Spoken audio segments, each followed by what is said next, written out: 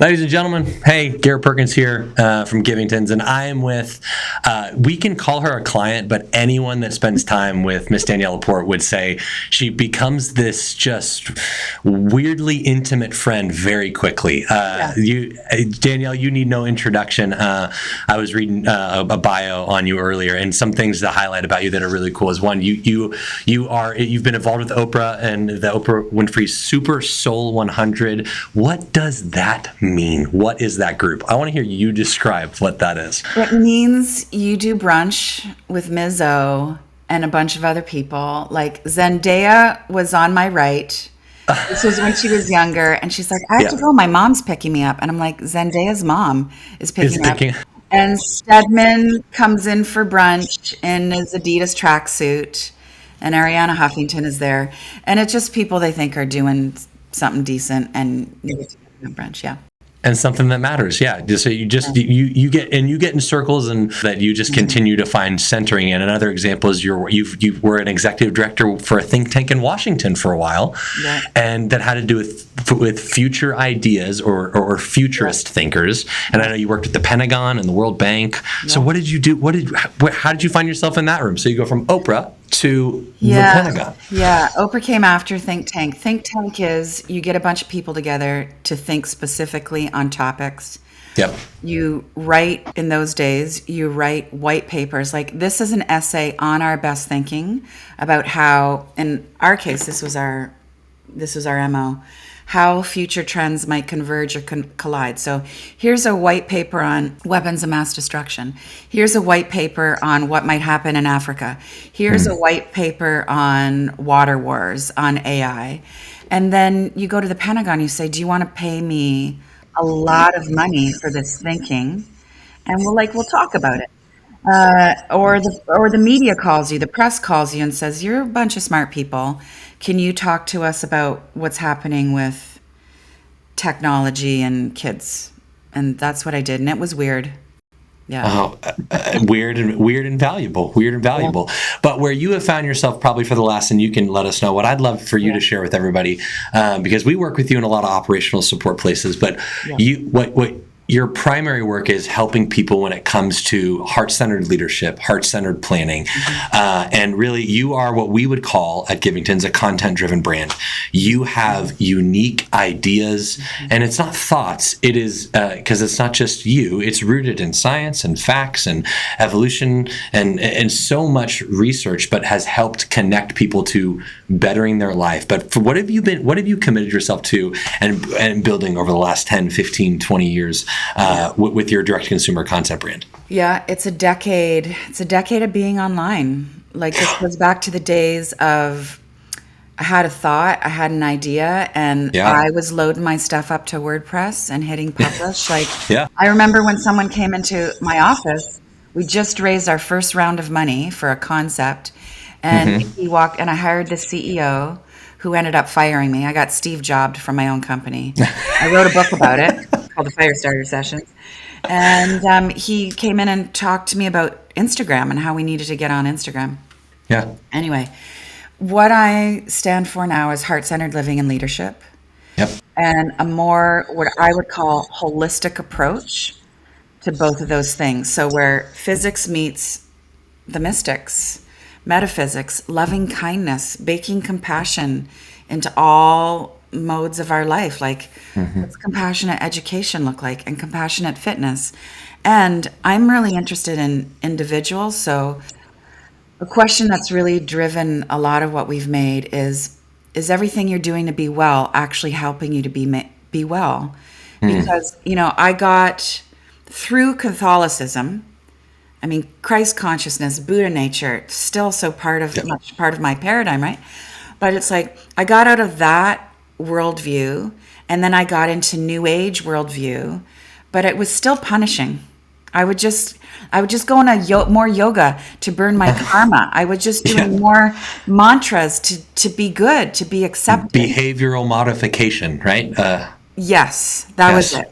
And so now it really is back to heart-centered, where your whatever your practice is, whether it's Bible study, or it's meditation, or it's your fitness program, you're doing it from a place of celebration and devotion to something higher than yourself.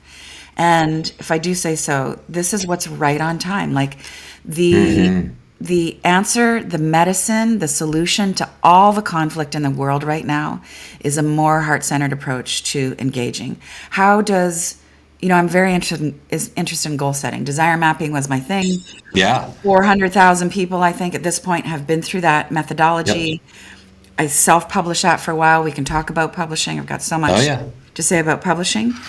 But that conversation around goal setting has now evolved into the day of the self-centered bucket list is over. If we don't ask ourselves and our teams, how is my success potentially going to harm people or benefit people?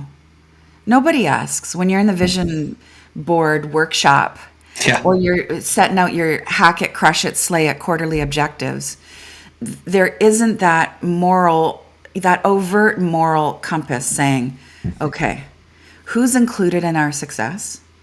Are we going to go ahead, slay your goals, make your million, do it.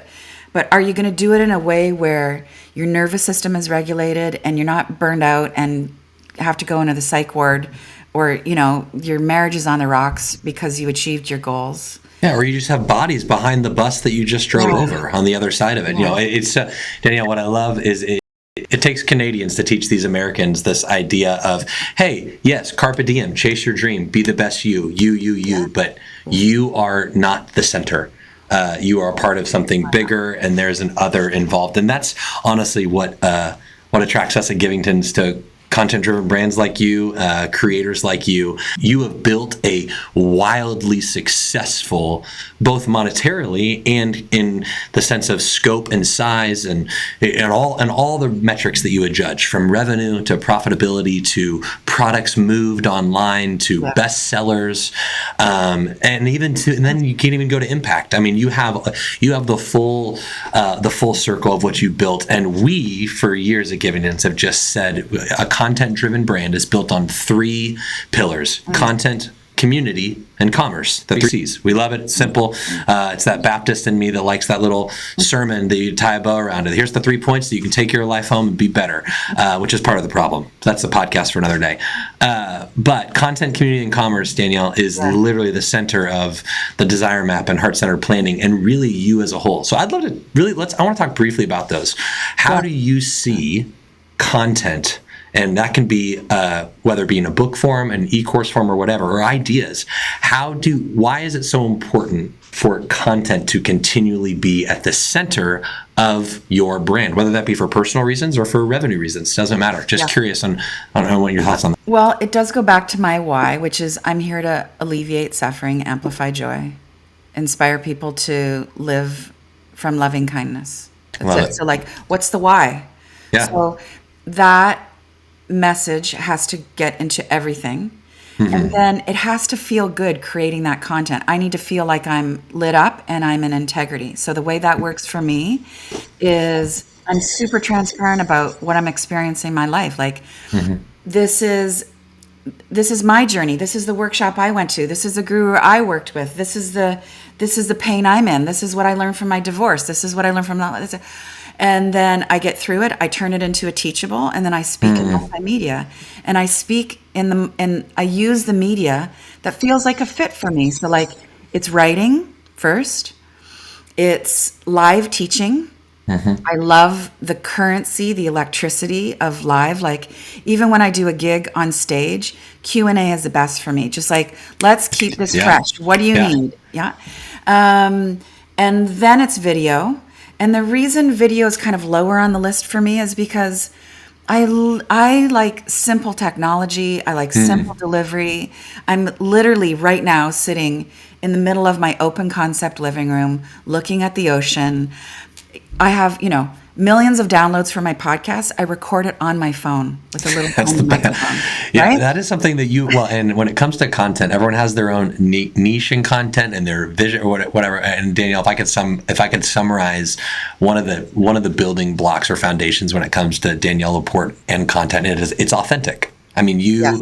Yeah. you bring an authenticity. It's why you love Q&As instead of a set talk. Hey, let me give my 3 points. Yes. It's authentic, and then I think it's very relational forward. When we met you working through, hey, how can we help serve you when it came to creating products and helping with direct consumer fulfillment and other things like that, you were the same in that room than you are in the room with 1,000 people. And I'm not just saying that to make you feel good, but it is also true, and it should make you feel good. It's been a brand qualifier for you for years.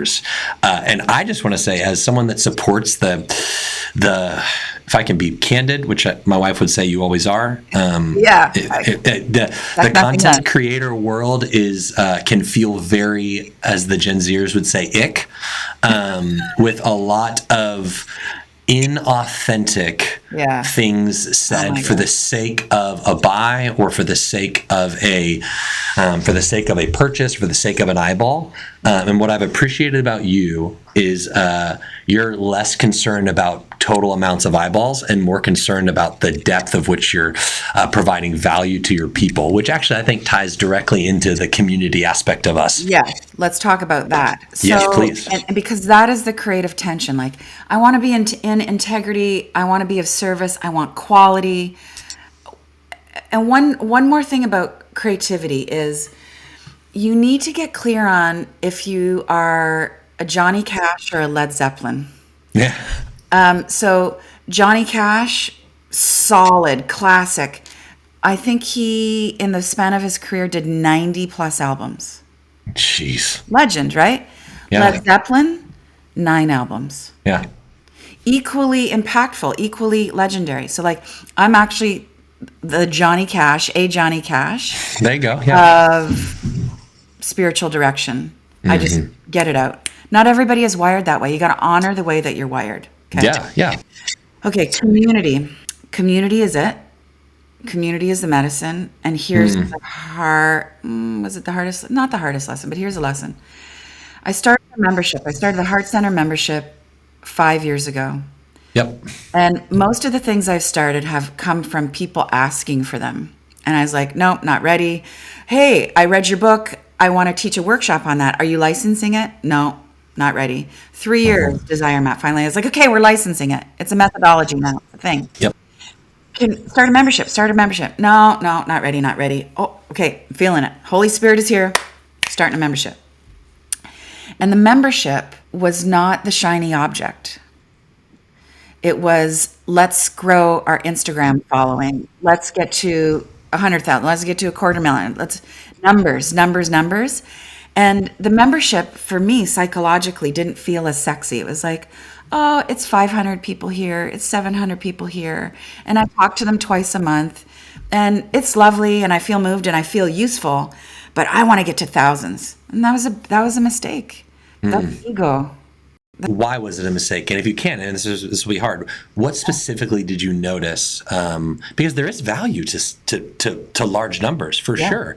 But where did you notice that mistake take place and it affected maybe even the business? Yeah. When it came to the business, how did you see that as a mistake of a strategic decision instead of the strategic decision of focusing on what Seth Godin calls the smallest viable audience? Retention. Yeah. There it is. But there's the energetics behind the retention. Oh, say more. Well, if I'm not lit up, it's not magnetic. It doesn't work. Like, we can even see, I can give you numbers that when I jump on Instagram and just create this reel in the moment that day and I post it right then, we get more views. Oh, interesting. Whereas something that is a little more polished and I got my 3 steps down and then we schedule it, gets posted a couple weeks later, not as many views.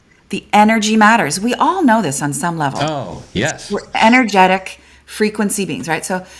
So if I'm focused more on the likes and the numbers, my greatest light is not getting poured into the members. Yeah. And they may be cognitive of that, or they may just have, an energetic awareness. Yep. So, we have our retention was not what we wanted it to be. There's lots of math around this about what's healthy recidivism rates. Like, people come and go and credit cards bounce. Oh, yeah. Churn, healthy churn. Yeah. Healthy churn. Now, so jump cut to 5 years later, membership is everything for us now. It is the heartbeat. So I'm developing what I hope will be the number one wellness and spiritual direction app in the world. Yes. It's got to serve our members first. The next book that I want to write, that I want to create with Givingtons, has to be designed and sold for and focus grouped with the members first. So now I'm thinking about a few thousand people, not hundreds of thousands of people. But if I serve them and they're happy and they give me feedback and they're involved, then I've really alchemized and I've got something that's going to work for the masses. Yeah, that's so good. Yeah, I think well, it feels palatable, right? These same projects of creating a beautiful planner that serves a in the tech world, the ICP, the ideal customer profile, or whatever it is. All of a sudden, when you can niche it down to as small as possible, that's all the more valuable. And companies spend thousands upon thousands of dollars to get this research done, where you have it at all times in your inbox, on your social media threads, and at any given time you can engage with them in a way that actually gets the feedback faster. So then you can iterate and create faster. You can make different versions. You can move at a speed that places that might have scale, but they don't have the ability to move at the speed that a brand like you do. And what's interesting is top line revenue is one thing. At Givingtons, we don't care very much about top line revenue because it's a vanity metric. It's a metric for people that are looking to get out because they want to sell. We have no interest in a revenue number. What we care about is that bottom number, because what that shows is attention to detail, and we're able to work that well when we actually pay attention to the group that matters most, the people that are here early and often. So I just love that you've focused that way, and it lines exactly with how we instruct and consult these early stage creators that are building what they call their community on a third-party platform. Like, what do you call that bottom number for yourself? What's your language for that number? The two metrics we track is net profit and contribution margin. And for us, that just helps us quickly assess something. Contribution margin is simply just revenue less the variable cost connected to that project. So we can quickly assess the variable costs, and it also helps us. It's a culture thing for us as well. All the fixed costs are our people, which is what makes us special as a business. We have 42 employees, and those people matter, and we don't want to evaluate the health of our business with them. We want to evaluate based on the stuff that is the business, so that we're not going, oh gosh, well, now we need to start cutting staff because this isn't viable. No. This staff can operate this fine. That's a fixed cost. That's a sunk cost. We're committed to these people, and we're paying these people. So we look at that contribution margin as a metric to help us kind of assess the health of a business unit or a project outside of Macy's time or Garrett's time or our shipping department's time. That's just there. We're paying them. They got to eat, and we've committed to them. And it also creates a really fun culture of just confidence that they're bought in. They end up working harder. They end up staying longer. Because they believe it. They believe in their thing, which again is another side conversation. Now, but with community, I would love, there's a lot of conversations right now that we're having with publishers and content creators because of all this conversation around the TikTok ban and what's going to happen with TikTok and oh my gosh. And there's a lot of people that are in trouble right now because they have built their business on something that is not theirs. So I would love to hear, how have you lasted this long in an industry that is so built on third-party platforms like Instagram, TikTok, social media, Amazon, and third-party publishers? Well, it's a combo of you have to be everywhere, a little bit everywhere. You have to be in healthy relationship with it, which we can break that down. And you've got to own your list. Own your list. I mean, myself and Marie Forleo and Amy Porterfield, we've been talking about this for a decade.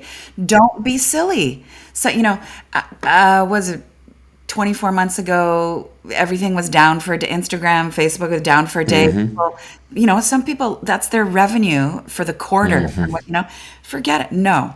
So you build your list, and it's not as sexy as the clicks and the likes and the numbers and the immediate little sale notification in your DMs.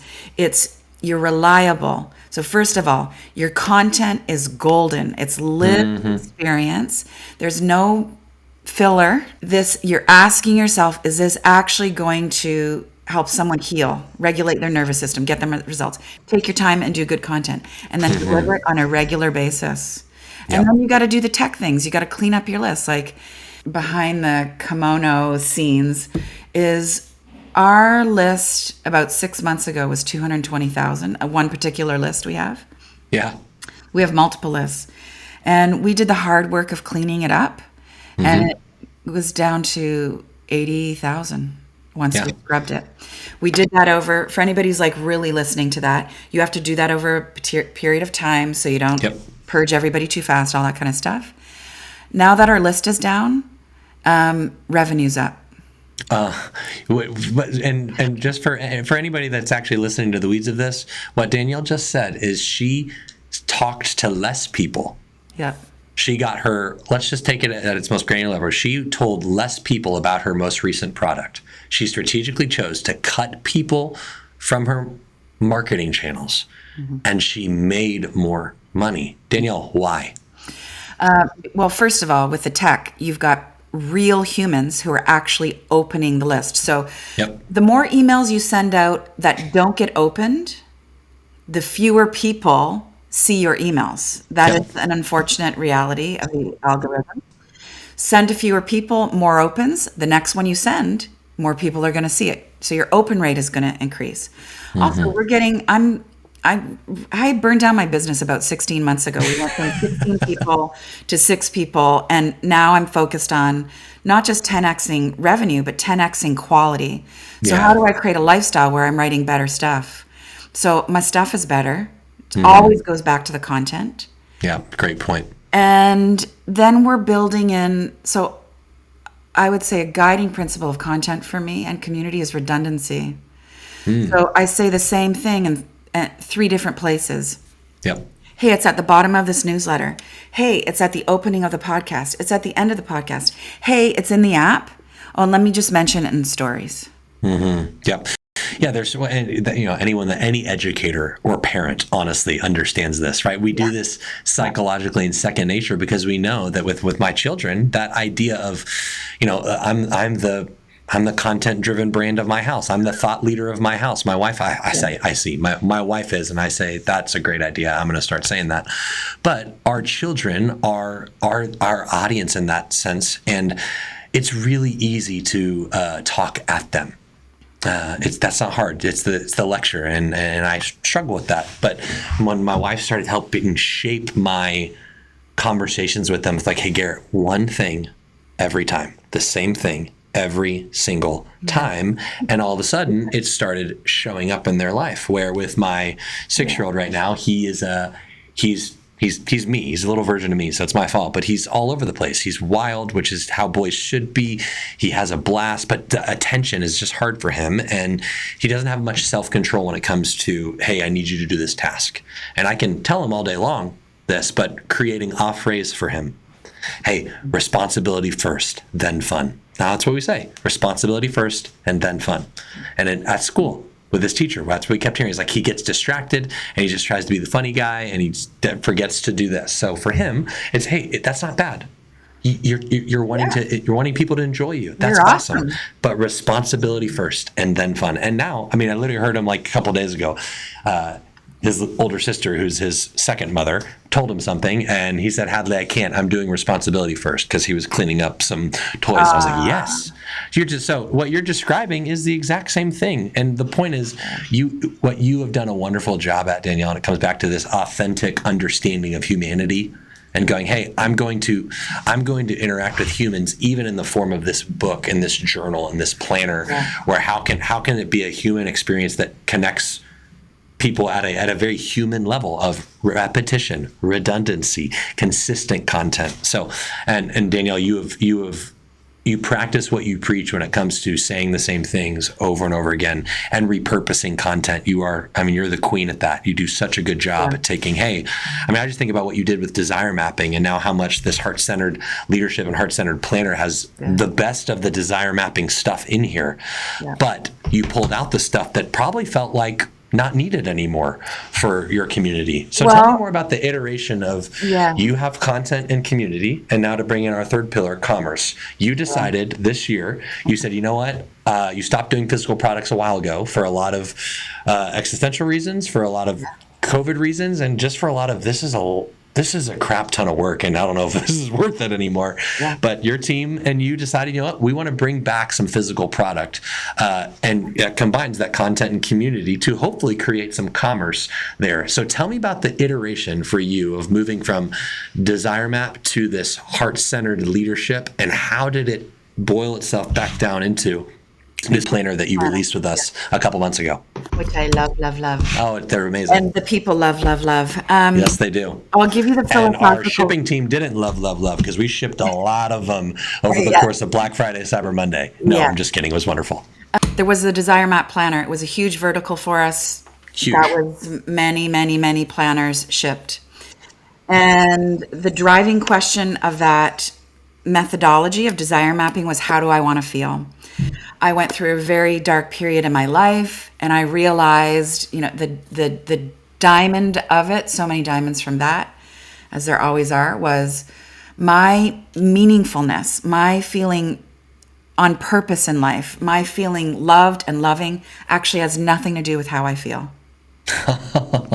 It's not. Keep going. Me being in service, me being kind, me receiving love, me feeling guided by a higher power is not predicated on me being in a good mood, my hormones, what's in my bank account, what I ate, what anybody says about me online. This is not about feelings.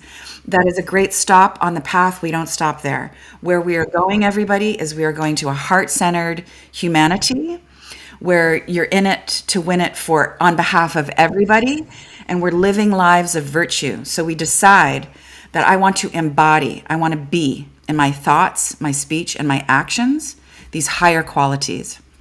Might be love, might be generosity, might be joy, might be resilience, but you make a bigger decision to be in integrity. And then if you can be happy, bonus. And of course you will be happy. That's how it works. Okay, so we moved to Heart Center. So I said to my hundreds and thousands of facilitators and people, there's a new situation in town called Heart Center. I had a very strong feeling. This is a great entrepreneurial lesson.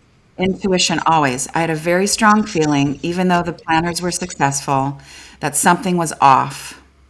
Something was not aligned anymore. And I said to my team, we're not going to do planners anymore. And they said, you are crazy. And a lot of people online also said you were crazy. Yeah. They're like, why is she stopping? And because I knew. But I didn't know what was coming. And what was coming was the slamdemic. Yep. And if I would have produced tens of thousands of planners that year, it could have tanked. I mean, my business will never tank because I'll just keep rising, but it would have been catastrophic business. Oh yeah.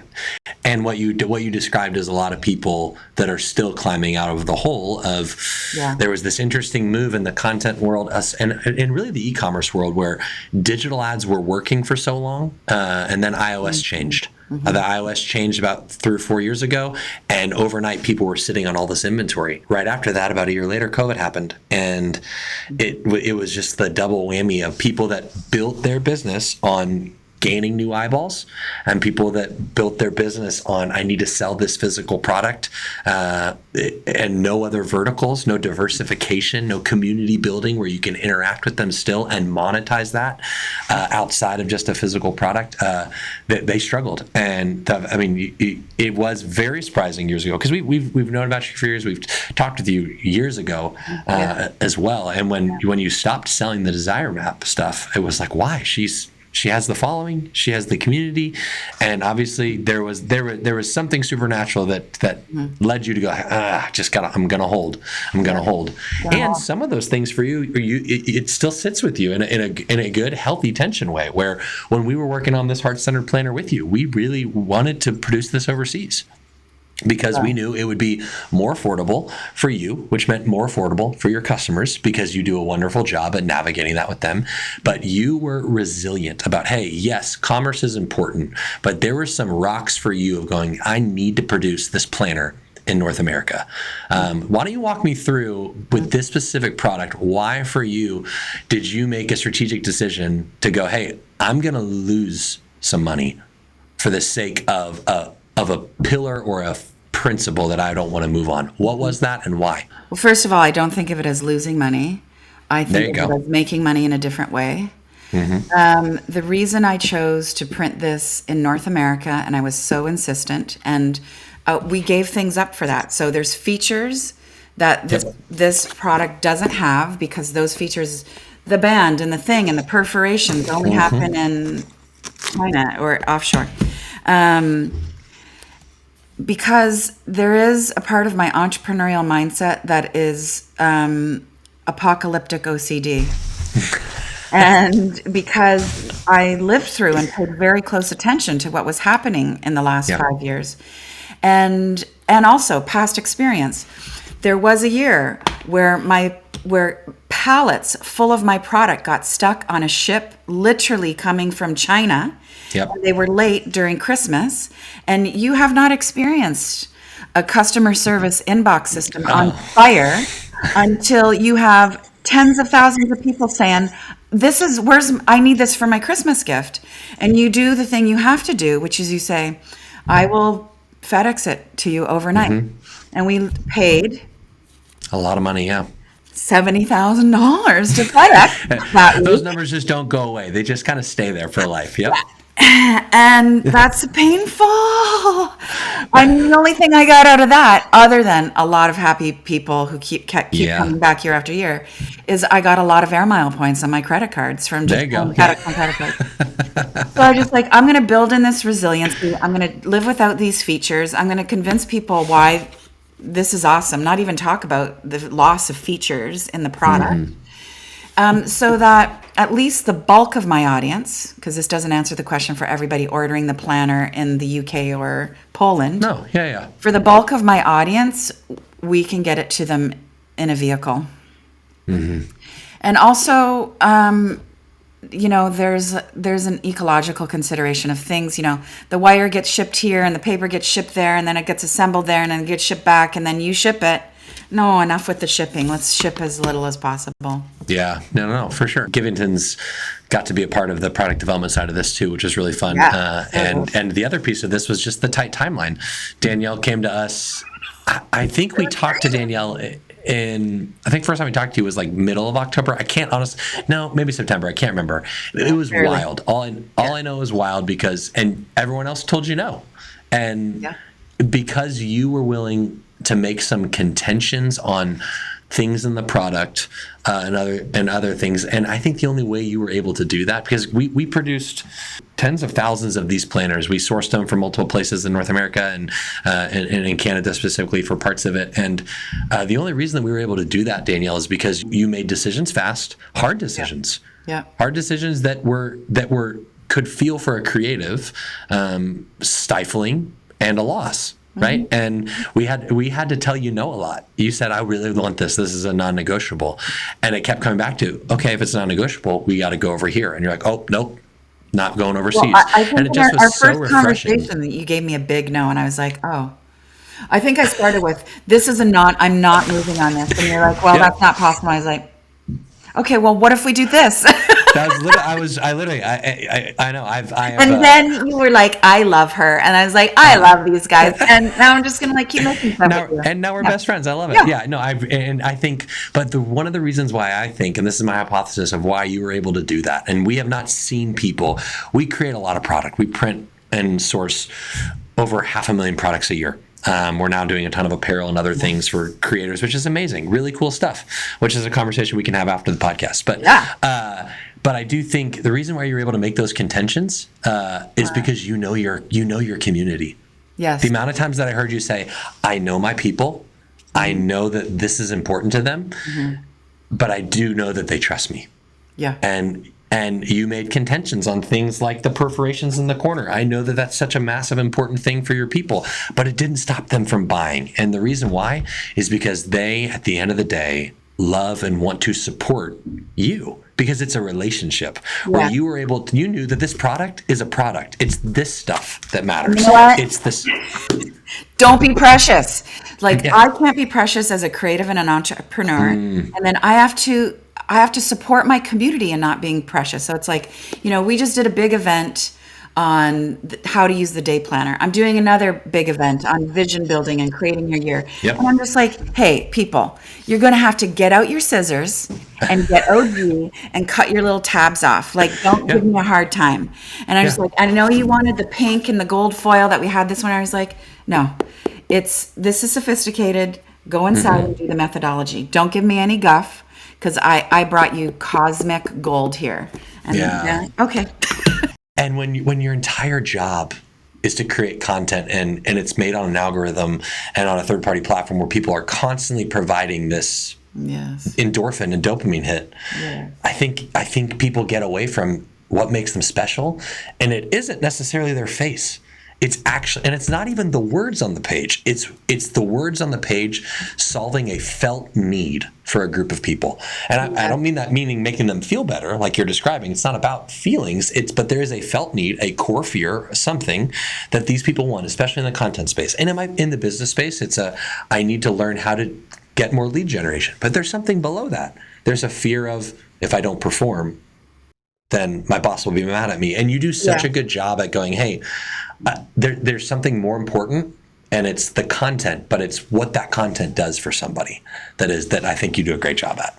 And examine the evidence. Like, this is where, we're integrity first, we're virtue first, and then look at the numbers. Like, we've just gone through, as part of our winter season in the business, we really try and operate with seasons, like get still, clean things up, and then like move into spring mode and start launching. And as part of our cleanup, we've really gone through all of the metrics, and we're asking ourselves, like, should I really be doing 2 podcasts a week? Should I really be posting every day to socials? What are those numbers telling us versus the numbers that we're seeing within the membership community? Like, oh my God, our open rates are amazing. Our listen throughs within the membership, like, the business will tell you what's alive.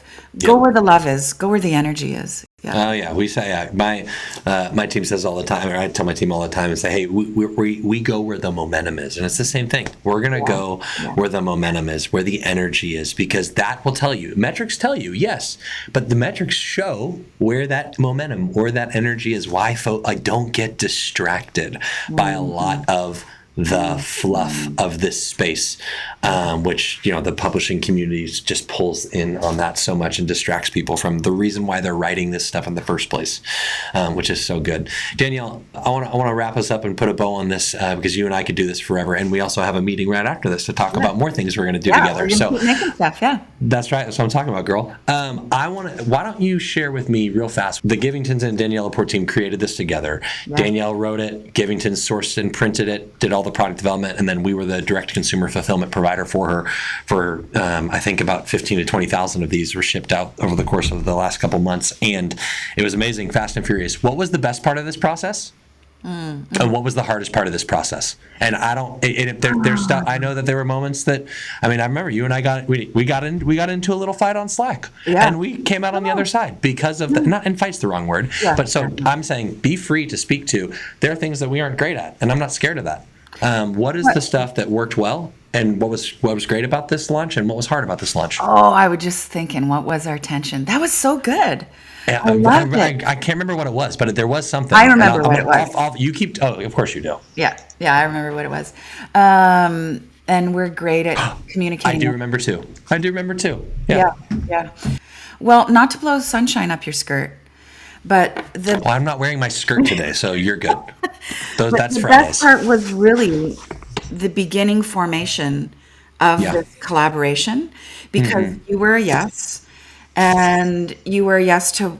I'm looking for people who are going to say yes to what I want, right? I'm just like, I want to do this big, beautiful thing with these restrictions, and I want it on this really tight timeline. And you were just like, your wheels started turning, and just like, I don't know how we're going to do it, but I'm a yes, I want to. Great. Yes. So the co-creativeness, and when you say, what Givington's did and what we did, I think it's important for everybody who's working with you or considering, like, you really informed the design of this. Which is fun for us. A lot of times people think that that pick the paper and put the foil stamp on it. But what we love to do is being a part of the, hey, here's what will look good, but also save some money here. And so I appreciate you said that. That's probably our favorite part, and it is some of the magic of us, and we don't get looped in on the creative process of it. So thank you. Yeah, it's way better. Well, it's great if you can find somebody who knows what they're doing in the creative process, but it's so much better to loop you in. Yeah. So that was a joy, and it really felt like, I found a creative partner, and it made me excited to just make stuff. Yeah. The challenging part was because we decided to do this sort of in the, let's say, the 9th hour. Yeah, not 11th, but close. We didn't have a solid marketing plan in place for how we were going to market beyond our list. Yep. And you got to be a little more thoughtful and have more runway when you're building an ad campaign, and an influencer campaign. And I'll tell you, the one thing that really didn't work for us was sending out many, many, many planners to influencers. Didn't move it. Like, I only had 5 out of 100 famous people actually share news about this. And who knows, next year they might order this and go, wow, in 2025, Heart-Centered Planner really changed how I live my life. So Yeah, no, I think you nailed it. I think that would be the anytime you do something on a tight timeline like that, the negative is you don't have opportunity to seed the market, both with influencers and digital marketing. As you know, you've been doing it for years. You have to spend to get someone familiar with it, and then spend again to get them to go to the website, and then spend again to get them to go to the website and actually check out, but then abandon their cart, and then spend again to remind them to go to their abandon. And that's just, for any new product launch, you got to have that holistic plan, and it's kind of hard to do that on the other side. But what I love is that even with that miss, that loss, or that where we couldn't do that, I mean, you didn't do much of that, and you still were able to move product to people because of what you just described, the gold, that list. And when I say list, I don't mean like an email list. I mean a really warm community of people that when Danielle sends them an email, they open it. And the only way you do that is from years of actually providing value. So Danielle doesn't just shove product down your throat. She shoves ideas into your brain and your heart in a way that makes you go, I like this. This is valuable. So then when she says, hey, I made this thing, it's all that feel-good stuff that you've been experiencing from me forever, but just in this shape and medium.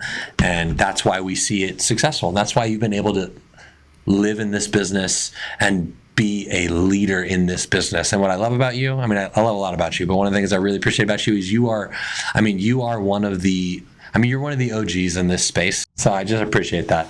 Danielle, thank you so much for spending time with us today. I hope you know that we want to do business in a way that does create lifelong relationships, and you have met us with that in spades. Some people get a little weary of like, oh, that just sounds like sales. We actually mean it, and that's why you and I can spend 45 minutes just talking about stuff that we love, and through the whole time enjoy it with each other. So thank you so much for sharing about this. We loved the Heart-Centered Planner. We loved getting to be a part of it. We're excited to see this live out in the wild. It's for sale now. Where you can go to getheartcentered.com to check it out, and someone from our team will pick, pack, and ship it for you. So Danielle, we appreciate you so much. Thanks for hanging out with us. Thank you.